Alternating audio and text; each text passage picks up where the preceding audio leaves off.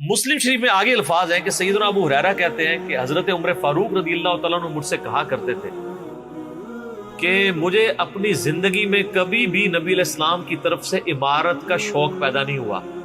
یعنی وہ کہتے تھے میری ایک یعنی زندگی میں جو عمارت والا معاملہ ہے میں اس سے دور ہی بھاگتا ہوں.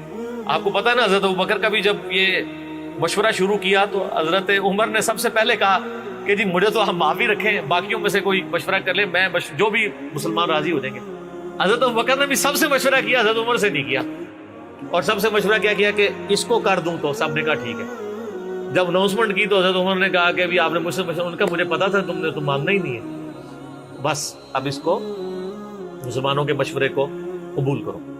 تو حضرت عمر کی ایک طبیعت میں ایک عاجزی والا معاملہ تھا, اور آپ دیکھ لیں کہ یہی عاجزی ہے جو ان کو ایمان کی طرف لے آئی ہے. نبی علیہ السلام کی ترمذی میں دعا ہے نا, اے اللہ عمر ابن حشام اور عمر ابن خطاب میں سے ایک کو اسلام کی دولت دے. ابو جہل کو کیوں نہیں ملی؟ میں آپ کو ایک ہی فرق ایک ہی بندے کی زبانی بتا دیتا ہوں. حضرت عبداللہ ابن مسعود کہتے ہیں, صحیح بخاری میں آتا ہے کہ جب اس مرنے کے قریب تھا, جو دو بچوں نے اس کو قتل کر کے نیچے گرایا, بھی اس کی رمق باقی تھی, تو میں اس کی جب گردن کاٹنے کے لیے اس کے سینے پہ چڑھا تو مجھے کہنے لگا کہ تم ایک یعنی کم ذات کے آدمی نے ایک بہت بڑی سواری کے اوپر سوار ہوا ہے اور میری گردن کو نیچے سے کاٹنا تاکہ سردار کی گردن نظر آئے. یہ اکڑ آخری وقت میں بھی نہیں جا رہی ہے, ٹھیک ہے جی. اور دوسری طرف آپ حضرت عمر فاروق رضی اللہ تعالیٰ عنہ کو دیکھیں کہ بلال حبشی کو کہہ رہے ہیں, صحیح بخاری میں حدیث ہے کہ ابو بکر ہمارے سید ہیں جنہوں نے ہمارے سید بلال کو آزاد کروایا. عرب کے بنو عدی کا سردار ایک حبشی کو, یہ آپ امیجن ہی نہیں کر سکتے آج کہ خاندانی وہاں پہ نظام, قریش تو اپنے برابر کسی کو سمجھتے نہیں تھے, سیدنا بلال کیا. اور ایک دفعہ جب ابو جہل پٹائی کر رہا تھا عبداللہ ابن مسعود کی, دھکا مار کے چلا گیا. یہ سب کچھ عمر سیریز میں فلمایا قطر والا. تو وہ اب وہ نیچے گرے پڑے ہوئے ہیں, حضرت عمر وہاں سے گزر رہے ہوتے ہیں, ابھی اسلام نہیں قبول کیا. تو وہ ہاتھ پکڑ کے اسے اٹھاتے ہیں, تو عبداللہ بن مسعود کی زبان سے نکل جاتا ہے کہ واللہ تم ان دونوں میں سے بہتر.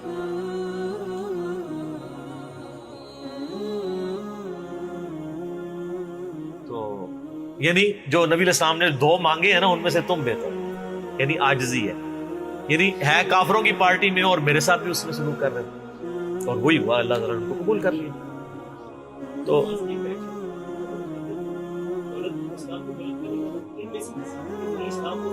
ہاں یہ بھی, یہ دو علیحدہ حدیث ہیں, دو علیحدہ, ترمذی میں دونوں روایتیں.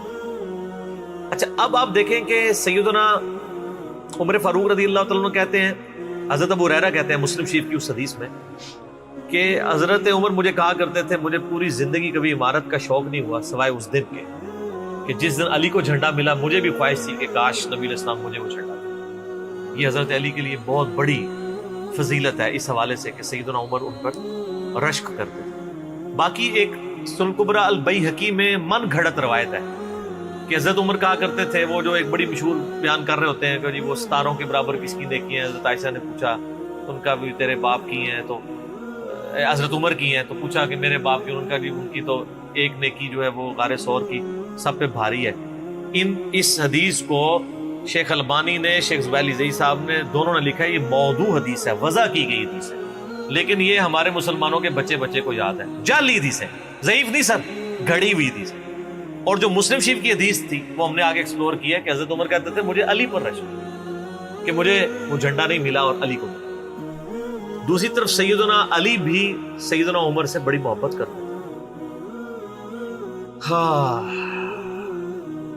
بخاری اور مسلم دونوں میں حدیث ہے, مشکات میں بھی آپ کو مل جائے گی, تیسری جلد میں حضرت ابو بکر عمر کے فضائل کے چیپٹر میں.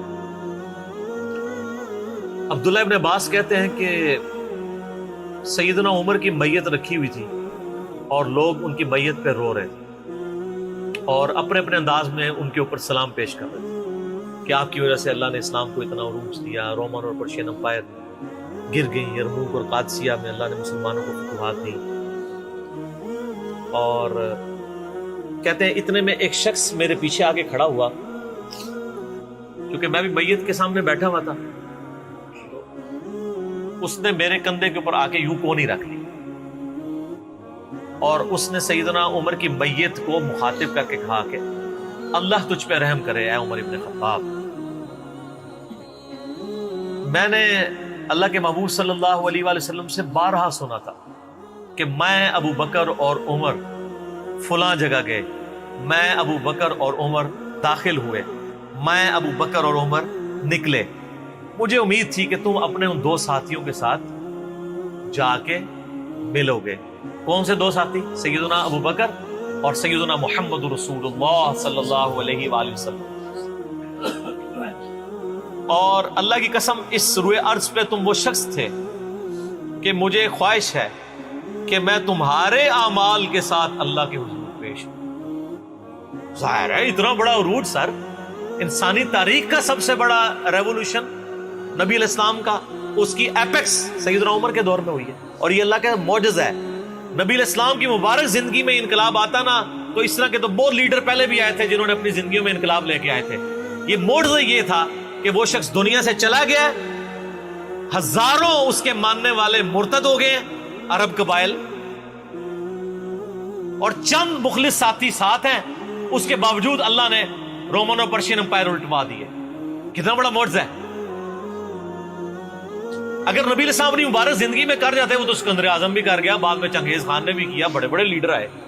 یہ ڈفرنس، ایک یہ ڈفرنس، اور دوسرا ڈفرنس یہ کہ نبی علیہ السلام نے اپنی وفات کے بعد 10 سال بعد، 20 سال بعد، 30 سال بعد، 50 سال بعد، ایون 500 1000 سال بعد ہونے والے واقعات کو بھی بیان فرما دیا کہ یہ ہوگا۔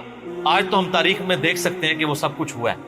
اگر آپ کو شوق ہو تو دلائل النبوہ امام بیہقی کی کتاب ہے، 3500 حدیث پہ، 5ویں صدی ہجری میں لکھی گئی ہے۔ اس میں 500 سال میں جو نبی علیہ السلام کی پروفیسیز پوری ہوئی ہیں نا، من نوان اسی طریقے سے موجود ہے۔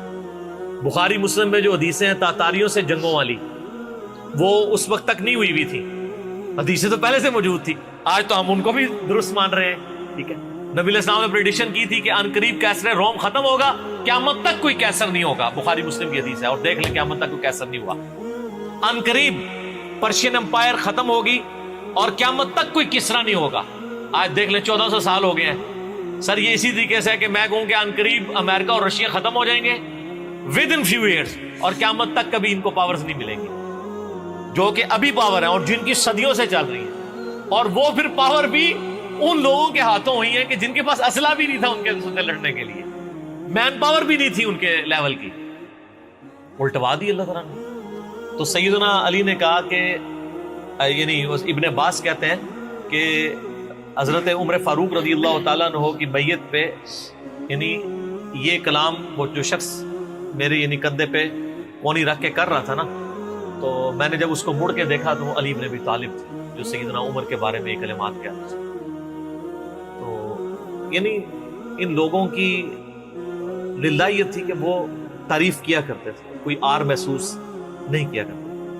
اور آپ دیکھیں سیدنا عمر کی بھی کتنی محبت تھی سیدنا علی سے کہ جب کبھی بھی فارن ٹور پہ جاتے تھے اپنی جگہ حضرت علی کو خلیفہ بنا کے جاتے تھے، کیونکہ نبی علیہ السلام جب تبوک پہ گئے تھے تو سیدنا علی کو چھوڑ کے گئے تھے۔ بخاری مسلم میں آتا ہے حضرت علی رو پڑے، پہلا اور آخری موقع تھا کہ جنگ میں نہیں گئے، تو فرمایا تم اس پہ راضی نہیں ہو، تمہاری میرے ساتھ وہی نسبت ہے جو ہارون کی موسیٰ کے ساتھ، مگر میرے بعد کوئی نبی نہیں۔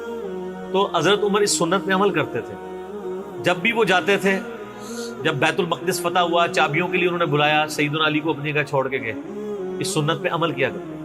اور یہ بات شیعہ کے ہاں بھی ملتی۔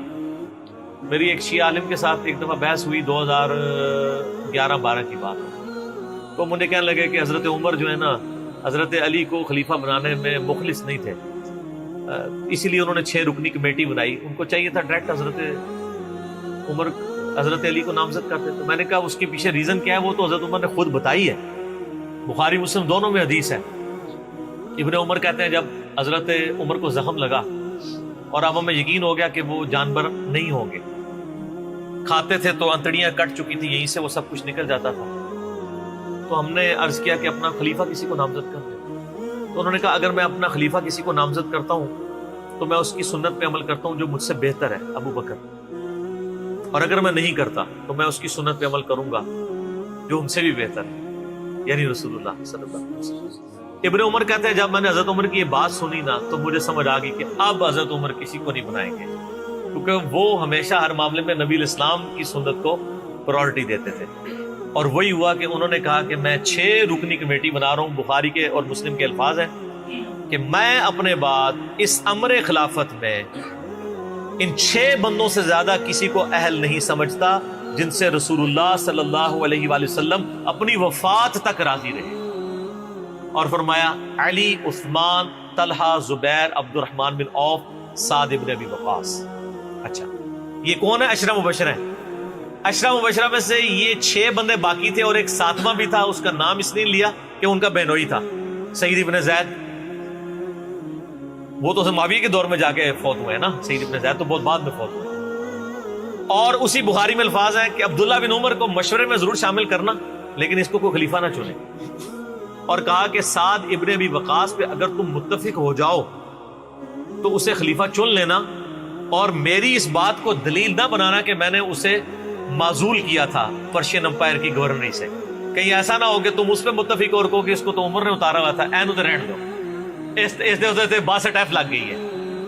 یہ باسٹ ایف ہے ہی جعلی چیز ہے. اسلام میں کوئی باسٹ ایف نہیں ہے. اسلام میں یہ نہیں ہے کہ آپ کو مطلب موت کے غرغرے تک توبہ قبول ہے. آپ ایک بندے کے ساتھ معاملہ ہو جاتا ہے اور وہ توبہ طائب ہو جاتا ہے تو بس ٹھیک ہے. وہ تا حیات نائل کوئی نہیں ہوتا. اسلام میں کوئی تا حیات نہیں ہے. اللہ تعالیٰ کے ساتھ گستاخی کرنے والے کے لیے بھی جامع ترمذی میں حدیث ہے کہ موت کے غرغرے تک جو ہے وہ توبہ کا دروازہ کھلا ہوا ہے، موت کے غرغرے سے پہلے. تو 62 ایف نہ لگا دینا اس پہ. وہ ایک معاملہ تھا، وہ حضرت عمر کسی کو 4 سال زیادہ گورنر رہنے نہیں دیتے تھے، انہوں نے ان کو ہٹا دیا. تو یعنی ان لوگوں کی یہ للہیت ہوا کرتی. تو میں نے اس کو کہا کہ دیکھو کہ یہ وجہ تھی کہ انہوں نے نبی الاسلام کی سنت پہ عمل کیا کہ میں ان 6 بندوں سے نبی الاسلام راضی تھے، میں اس کمیٹی بناؤں گا. میں اور اس میں الفاظ ہیں بخاری مسلم میں کہ میں زندگی بھر تمہارا بوجھ اٹھاتا رہا، اپنے مرنے کے بعد تمہارا بوجھ نہیں اٹھاؤں گا، تم خود اپنا خلیفہ چن لینا ان 6 میں سے. یعنی میں کسی کو نامینیٹ نہیں کروں گا. دوسرا میں نے اس شیعہ عالم سے یہ بات کی کہ حضرت عمر اتنے بڑے رسک کے اوپر تھے کہ جس نے پوری دنیا کو الٹ دیا ہے اور وہ چند بندے لے کے رومن اور پرشین امپائر کا وزٹ کر رہا ہے. کوئی بھی قافلہ ان پہ حملہ کر کے ان کو شہید کر سکتا تھا. اور اگر خدا نہ خواستہ اس دوران وہ شہید ہو جاتے تو حضرت علی آٹومیٹکلی خلیفہ ہوتے کیونکہ ان کو چھوڑ کے گئے ہوئے تھے. یہ ان کا اخلاص تھا. پھر سیدنا عمر نے حضرت علی کو چیف جسٹس لگایا ہوا تھا حجاز کا. چیف جسٹس آج کل نہیں سنبھالا جا رہا، اور اس زمانے میں جب اسلام کا دورہ ہو، عدل کا نظام ہو، اور تینوں جو زہد کے امام تھے نا، حضرت عمر نے ان کو چیف جسٹس لگایا تھا. رومن امپائر گری، اصحاب صفہ میں سے ابو درداء کو لگایا، سب سے غریب ترین صحابی. یہ ان کا کرائٹیریا تھا. ابو سفیان، بڑے بڑے لوگ جو اینڈ پہ مسلمان ہوئے، یہ لائنیں بنا کے کھڑے رہتے تھے. حضرت عمر ان کو نہیں ملتے تھے جب تک باقیوں سے فارغ نہ ہو جائے. وہ کہتے تھے ہم سردار. ان کا نہیں، تم اسلام میں بعد میں آئے ہو. اور وہ مہاجرین کے وظیفے اور اصحاب بدر کے وظیفے انہوں نے باقیوں سے ڈبل لگائے ہوئے کہ انہوں نے برے وقت میں اسلام کا ساتھ. اور پرشین امپائر گری، عبداللہ ابن مسعود، زہد ترین صحابی، زہد کے امام، ان کو وہاں پہ چیف جسٹس لگایا. اور حجاز کے اندر سیدنا علی کو لگایا. اور اس سے بھی بڑھ کے سیدنا علی بن ابی طالب کی ایک بیٹی ہے ام کلثوم، سیدہ فاطمہ سے ان کا رشتہ مانگا سیدنا عمر کہ میرا اہل بیت رسول کے ساتھ رشتہ بنا. صحیح بخاری میں بھی اس کا ذکر اشارتاً موجود ہے ام کلثوم کا.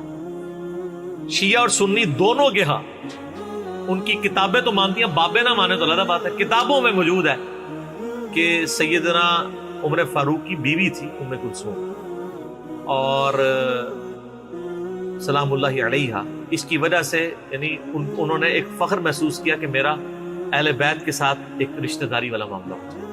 تو سیدنا عمر اس طرح کے معاملات کے اندر اہل بیت کے ساتھ بہت حسن سلوک والا معاملہ کیا کرتے تھے.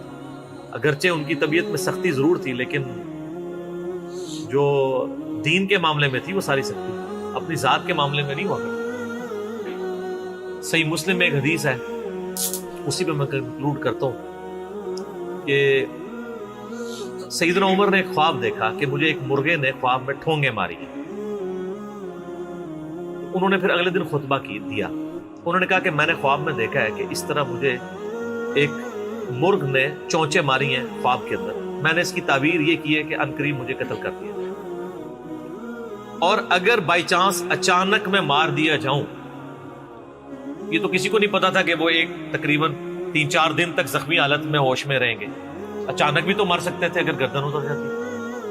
اگر میں اچانک مار دیا جاؤں تو تم اس امر خلافت کو ان 6 بندوں سے باہر نہ جانے دینا. صحیح مسلم میں ان 6 بندوں کے نام نہیں ہیں، لیکن بخاری میں وہ نام بھی ہیں: سیدنا علی، عثمان، طلحہ، زبیر، عبد الرحمن بن عوف اور سعد بن ابی وقاص. اور انہوں نے کنسنسس کے ساتھ پھر بعد میں سیدنا علی اور عثمان ہی بچ گئے تھے، ان میں ٹائی پڑ گئی تھی تو الٹیمیٹلی پھر حضرت عثمان کو چن لیا گیا. تو اگر میں اچانک مار دیا جاؤں تو ان 6 بندوں سے باہر کسی کو خلیفہ نہ چننا. اور مجھے پتا ہے کہ جب تم ان 6 بندوں میں سے کسی کو خلیفہ چنو گے تو کچھ لوگ تمہاری مخالفت کریں گے، اور یہ وہی لوگ ہیں جن کو میں نے اسلام کی خاطر اپنے ہاتھوں سے مارا ہوا ہے. یعنی وہ لوگ جو بالکل اینڈ پہ مسلمان ہوئے ہیں، جن سے ہم نے غزوہ بدر، خندق، احد لڑی ہوئی ہے. اب یہ اینڈ پہ مسلمان ہوئے ہیں، چونکہ وہاں پہ بھی انہوں نے حکمرانی دیکھی ہوئی ہے، تو یہاں پہ بھی ان کی خواہش یہ ہوگی کہ ان میں سے کسی کو خلیفہ چنا جائے. تو جب تم دیکھو کہ ایسے لوگ اس خلافت کے دشمن ہیں، ان 6 میں سے کسی بندے کی خلافت کی مخالفت کر رہے ہیں، تو تم سمجھ لینا کہ یہ لوگ اللہ کے دشمن، اور دوسرے الفاظ تو بڑے سخت ہیں، کافر ہیں. اب اس کی انجینئرنگ میں نہیں کرتا، وہ پھر کسی اور طرف بات چلی جائے گی. آپ میرا ریسرچ پیپر واقعہ کربلا کا حقیقی پس منظر 72 صحیح الاسناد احادیث کی روشنی میں، جس میں میں نے 200 روایتیں اکثر بخاری مسلم سے پیش کی ہیں، اس کے سٹارٹ میں نے حدیث لکھ کے پھر لکھا ہے کہ اب آئندہ صفحات میں آپ کو پتہ چلے گا کہ سیدنا عمر اسلام کا دشمن کن لوگوں کو سمجھتے تھے. اور یہی الفاظ صحیح بخاری میں عبداللہ بن عمر نے بھی استعمال کیے تھے. کس کے بارے میں کیے تھے وہ ہمارا اب ریسرچ پیپر. ٹھیک ہے.